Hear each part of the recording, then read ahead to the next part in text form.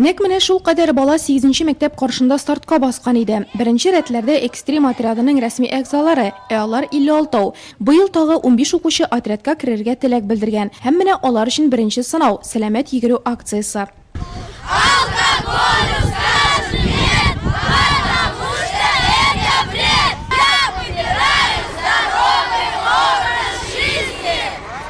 Алкогольгә каршы акциясе барышында экстремлылар үзләренең сәламәт яшәү рәвеше алып баруын күрсәтеп кенә калмады, башкаларны да моңа ымсындырырга тырышты. Чабып узган урамнарда очраганнарга буклетлар таратты.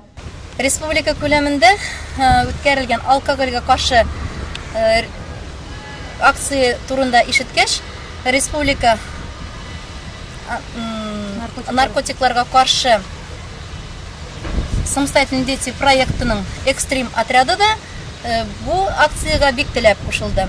Һәм без инде үзебез мәктәп күләмендә безнең оешканны белгәч, безнегә мәктәп укучылары да кушылдылар.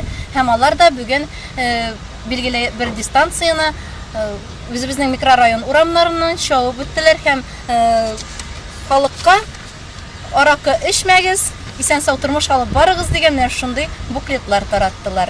Biz кушылдык һәм үзебездән зур эш эшләдек дип уйлыйбыз. Экстрим отрядына 3 ел. Шушы вакыт эчендә алар күп төрле акцияләр, агитация чаралары уздырды. Максатлары бер – нурлат укучылары һәм яшьләре яман гадәтләрен ташласыннар иде. Алкогольгә юк әйтәбез. Кеше исән-сау булыр өчен аракыны эчәргә тиеш түгел. Шуның өчен без аларга булышырга тиеш.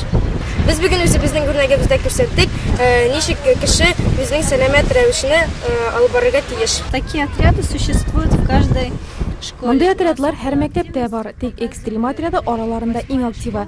Алар үз үрнәкләрендә ничек дөрес итеп яшәргә кирәклеген күрсәтә. В республиканских акциях и правильно показывает, как нужно жить.